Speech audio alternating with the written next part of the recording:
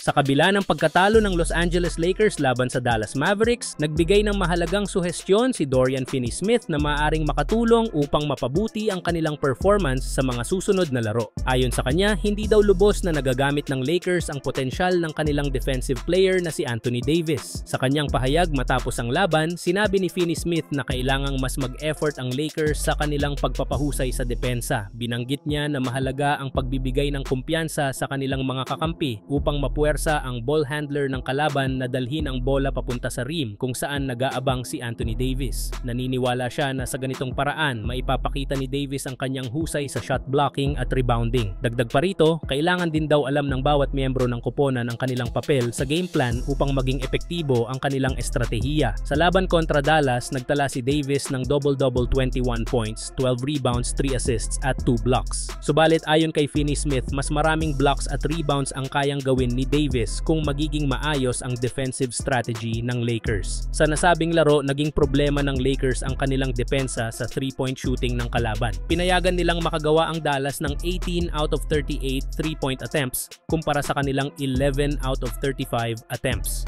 Isa pang naging hamon para sa Lakers ay si Quentin Grimes na nagtala ng 6 3-point shots laban sa kanila. Ayon kay Finney-Smith, kung magagawa lang ng Lakers na pigilan ang outside shooting ng kanilang kalaban at mapuwersa ang mga ito na dalhin ang bola sa rim, mas malaki ang tsansa nilang makuha ang ball possession. Sa ganitong paraan, ma-maximize ang defensive presence ni Anthony Davis na maaaring magdulot ng mas maraming blocks at rebounds para sa kanilang team. Samantala, ang Los Angeles Lakers ay umaasa na makakuha ng isang manlalaro na makakatulong sa kanila sa hinaharap sa darating na 2025 NBA Draft. Habang inaasahan nilang magwagi ng kampeonato sa mga susunod na taon, hindi maikakaila na si LeBron James ay malapit na din na magretiro. Kapag nangyari ito, ang kanilang chance para sa pagiging contender ay maaaring magtapos na. Si Anthony Davis naman ang aasahan nilang magdadala ng prangkisa sa oras na mag-retired na si LeBron. Sa kasalukuyang season, maganda ang ipinapakita ni Davis na may average na halos 26 points at 12 rebounds kada laro. Aktibo rin siya sa karamihan ng mga laro ng Lakers na malaking tulong sa kanilang kampanya para umakyat sa Western Conference standings. Gayunpaman, habang abala ang Lakers sa kasalukuyang laban, mahalaga ring magplano para sa hinaharap. Wala silang first round pick sa darating na draft, ngunit mayroon silang mga second round picks na maaaring magamit. Ayon sa pinakabagong mock draft ng Bleacher Report, maaaring piliin ng Lakers si Mohamed Faye, isang manlalaro mula Senegal na kasalukuyang naglalaro para sa Reggio Emilia sa Italy. Si Faye, na may taas na 6'10", ay kilala sa kanyang potensyal sa depensa. May kakayahan siyang sumabay sa mga mabilis na kalaban at hindi basta mapigilan sa mga isolation plays. Ang mga manlalarong may ganitong klase ng depensa ay bihirang makita. Bagamat bata pa si Faye at may average na mas mababa sa 10 points kada laro, ay 19 taong gulang pa lamang siya. Kung mabibigyan ng tamang coaching sa NBA, maaari niyang ma-develop ang kanyang mga kakayahan at maging isang mahusay na defensive player. Para sa Lakers, ito ang magiging pundasyon ng kanilang pagpili sa kanya. Kailangan din ng Lakers na magplano para sa posisyon ng sentro sa hinaharap. Bagamat may ilang taon pa si Davis, wala silang maaasahang maayos na backup para sa kanya. Kung hindi nila ito maresolba sa trade deadline ngayong season, maaaring gamitin ang 2025 NBA Draft upang tugunan ang isyung ito. Ang Los Angeles Lakers ay kailangang magsimulang magtayo ng matatag na pundasyon para sa hinaharap.